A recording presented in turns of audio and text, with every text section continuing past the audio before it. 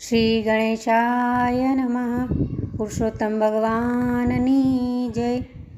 વસુતમ સુતમ દેવમ કંસચાણુર્મર્દનમ દેવકી પરમાનંદમ કૃષ્ણમ વંદે જગદ્ગુરુમ. આજે સાંભળીશું અધ્યાય 12 મેઘવતીનો જન્મ અને વાર્તા સાંભળીશું સ્નાનનું ફળ. અધ્યાય 12. નારાયણ પ્રભુ દેવર્ષિ નારદને કહી રહ્યા છે, હે વત્સ, ભગવાન સદાશિવ અંતર્ધ્યાન થયા પછી ઋષિકન્યા મેઘવતી કરુણ રુદન કરવા લાગી. 9000 વર્ષના કઠિન તપ પછી મળેલા આવા વિચિત્ર વરદાનના શોકમાં એ એવી ડૂબી ગઈ કે થોડાક જ દિવસમાં મૃત્યુ પામી. એ સમયે પૃથ્વી પર યજ્ઞસેન નામના એક રાજા પુત્રેષ્ટિ યજ્ઞ કરી રહ્યો હતો. અંતિમ આહુતિ આપ્યા પછી યજ્ઞકુંડની વેદીમાંથી રૂપરૂપના અંબા જેવી શ્યામવર્ણી કુમારિકા ઉત્પન્ન થઈ. આ કન્યાનું નામ દ્રૌપદી રખાયું. આ કન્યા બીજું કોઈ નહીં, સ્વયં મેઘાવતી હતી. એ ઋષિ કન્યાનો આ બીજો જન્મ હતો. જ્યારે દ્રૌપદી ઉંમરલાયક થઈ ત્યારે એના પિતાએ સ્વયંવર રચ્યો. આ સ્વયંવરમાં પધારેલા સેંકડો મહાન પરાક્રમી રાજાઓને ઝાંખા પાડી દઈને અર્જુને મત્સ્યવેદ કર્યો અને દ્રૌપદીએ એને વરમાળા પહેરાવી. પરંતુ માતા કુંતાના વચનોનું પાલન કરવા માટે દ્રૌપદી 5 પાંડવની પત્ની બની. સદાશિવનું વરદાન સત્ય સિદ્ધ થયું. ત્યારબાદ હસ્તિનાપુરમાં પાંડવો ઝૂકટું રમ્યા. યુધિષ્ઠિર પોતાનું રાજપાટ હારી ગયા. છેલ્લે દ્રૌપદીને પણ હારી ગયા. દુષ્ટ દુશાસને ભરી સભામાં દ્રૌપદીને નગ્ન કરવાનો પ્રયાસ કર્યો ત્યારે સતી દ્રૌપદીએ આર્તનાદે ભગવાન શ્રી કૃષ્ણની સ્તુતિ કરી. ભક્તવત્સલ ભગવાને દ્રૌપદીનો પ્રાણ પોકાર સાંભળ્યો અને ગરુડગામી પ્રભુએ પાપણના પલકારે હાજર થઈ 999 ચીર પૂર્યા. સતી દ્રૌપદીની લાજ રાખી. આ બધા કષ્ટોના મૂળ કારણમાં પૂર્વજન્મે દ્રૌપદીએ પાવન પુરુષોત્તમ માસની જે ઉપેક્ષા કરેલી તે હતું. પુરુષોત્તમ માસ આવો પવિત્ર અને પવનકારી છે. ઋષિ મુનિઓ, દેવો, નાગલોકો એની પ્રશંસા કરતા થાકતા નથી. કામ્યક વનમાં વનવાસ વેઠતા પાંડુપુત્રોને રમણ મુરારી ભગવાન શ્રી કૃષ્ણ કહેવા લાગ્યા, હે પાંડુપુત્રો, તમે પણ આ પવિત્ર પુરુષોત્તમ માસ ભાવથી વ્રત કરો. તમારા સર્વ દુઃખો દૂર થશે, કષ્ટોનું નિવારણ થશે, ગુમાવેલા સુખ સંપત્તિ, સામ્રાજ્ય, સમૃદ્ધિ પાછા મળશે અને જીવનના અંતે મોક્ષની પ્રાપ્તિ થશે. આમ કરુણાકારી ભગવાન શ્રી કૃષ્ણ પોતાના પ્રિય ભક્તો એવા પાંડવોને ઉપાય દેખાડીને દ્વારકા સીધાવ્યા. ત્યારે પાંડવો સ્તુતિ કરવા લાગ્યા, હે જીવન આધાર, હે દ્વારિકાધીશ, તમે જ અમારા જીવન રખેવાળ છો, તમે જ અમારા રક્ષક છો, અમને સદાય આપનું શરણ રહે. ભગવાન શ્રી કૃષ્ણે પાંડવોને ધીરજ બંધાવી અને રથમાં બેસીને દ્વારકા તરફ પ્રયાણ કર્યું.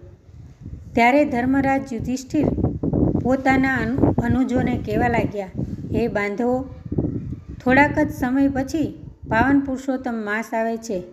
ભગવાનની આજ્ઞા મુજબ આ પવિત્ર વ્રત પૂર્ણ શ્રદ્ધાભાવે કરવાનો સંકલ્પ કરો.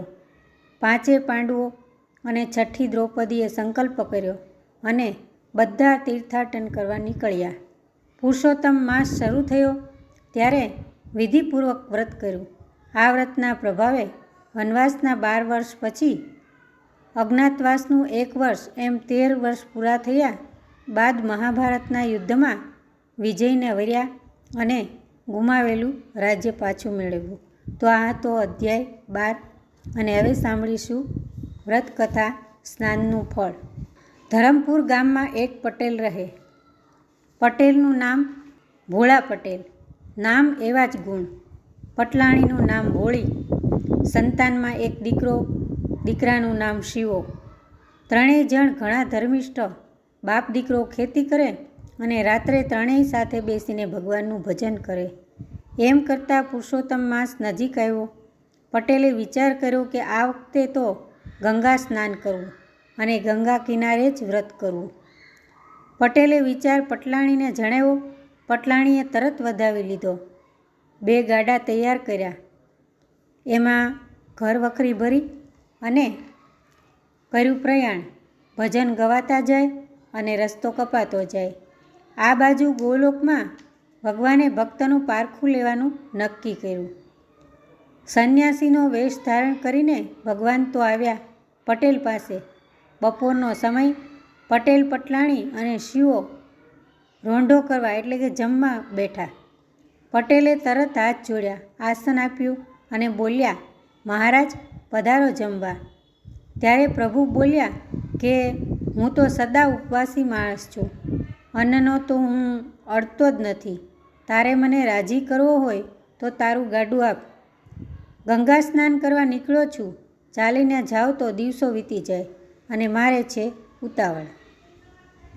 સાધુ માગે અને વિચાર કરે તો સેવક નહીં. પટેલે તો તરત પોતાના ગાડાની રાશ પ્રભુના હાથમાં દઈ દીધી. ઘર વખરી પણ ન ઉતારી. પ્રભુ તો ગાડું લઈને ચાલતા થયા. ત્યારે પટલાણી અને પુત્ર પટેલને કહેવા લાગ્યા કે ગંગા કિનારો ઘણો દૂર છે, અમારા ગાડામાં બેસી જાઓ. પટેલે ના પાડી દીધી. હવે તો ચાલતા જ જવું છે. તમારે ગાડું હંકારો, હું તમારી પાછળ પાછળ આવું છું. પટલાણી અને પુત્ર રવાના થયા. પટેલ તો ભજન લલકારતા જાય અને માર્ગ કાપતા જાય. ચાલતા ચાલતા માર્ગ ભૂલ્યા, ચડી ગયા આડા રસ્તે.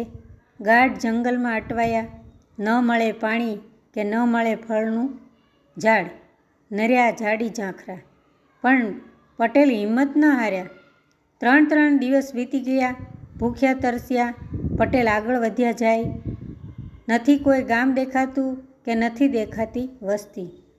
3જા દિવસે થાકના કારણે પટેલને અંધારા આવવા લાગ્યા. પટેલ તો બેઠા એક વૃક્ષ નીચે. ત્યાં તો ધબાક કરતું એક મોટું તરબૂચ જેવું ફળ પડ્યું. પટેલ ફળ હાથમાં લઈને જોવા લાગ્યા. ભૂખ તો ઘણી લાગી હતી, પણ અજાણ્યું ફળ ખવાય નહીં. સવાર થતાં પટેલ આગળ વધ્યા. ફળ બાંધ્યું પછેડીમાં. આગળ જતાં એક જીર્ણ શિવાલય આવ્યું. પટેલે વિચાર કર્યો કે લાવ ભોળાનાથને પૂછું કે આ ફળ ખવાય કે નહીં. હા પાડે તો ખાવું, ના પાડે તો ફેંકી દેવું. પટેલ તો ગયા શિવાલયમાં. પલોઠી વાળીને બેસી ગયા. બેઠા તો એવા બેઠા કે 3 દિવસ સુધી ઊભા ન થયા. 6 દિવસના ઉપવાસ થયા. શિવ શિવ કરતા જાય અને આંખમાં આંસુ લૂછતા જાય. 7મા દિવસે શિવજી પ્રગટ થઈને બોલ્યા, માગ માગ, માગે તે હું આપું. ત્યારે પટેલ 2 હાથ જોડીને બોલ્યા, હે ભોળાનાથ. હસતા હસતા બોલ્યા કે આ ફળ વિશે તો હુંય અજાણ છું. ચાલો વૈકુંઠમાં ભગવાન પુરુષોત્તમને જઈને પૂછીએ. આ બહાને પટેલને વૈકુંઠના દર્શન કરાવવાની શિવજીની ઈચ્છા હતી. મહાદેવ તો પટેલને લઈને આવ્યા વૈકુંઠમાં. ભગવાન પુરુષોત્તમના દર્શન કરતાં જ પટેલ લાકડીની જેમ પ્રભુ ચરણમાં ઢળી પડ્યા અને પૂછવા લાગ્યા, પ્રભુ આ ફળ ખાવું કે ન ખાવું? ભોળા પટેલને ભોળપણ પર પ્રભુ હસી પડ્યા. હે ભક્ત, આ તો દાન ફળ છે. મહાપુણ્યશાળીને જ આ ફળ મળે. પટેલે ફળ ખાધું. ત્યાં જ પટેલની નજર પોતાના ગાડા પર પડી. પાસે બીજું ઝાડ હતું, બીજું ગાડું ત્યાં પડેલું. એમાં પટલાણી અને પુત્ર બેઠા હતા. પટેલ પૂછવા લાગ્યા, પ્રભુ આ ગાડા ક્યાંથી અહીં આવ્યા? ત્યારે પુરુષોત્તમ પ્રભુ બોલ્યા, હે ભક્ત, જીવ માત્રને કર્મ એવું ફળ મળે છે, કરણી એવી પાર ઉતરણી. તે રાજી ખુશીથી ગાડું આપી દીધું. એના ફળ સ્વરૂપે તમને ત્રણેયને વૈકુંઠના દર્શન થયા. હવે કહો, અહીં રહેવું છે કે પૃથ્વી પર પાછા જવું છે? પટેલ બોલ્યા, હવે તો જ્યાં તમે ત્યાં અમે. અમૃત માસે સ્નાન ધ્યાન કરી કરે યથાશક્તિ દાન. વૈકુંઠ સદેહે ભોગવે રહે સંગ સદા ભગવાન. હે પૂર્ણ પુરુષોત્તમ પ્રભુ, તમે જેવા ભોળા પટેલને ફળ્યા એવા સૌને ફળજો. જય પુરુષોત્તમ ભગવાન, જય શ્રી કૃષ્ણ.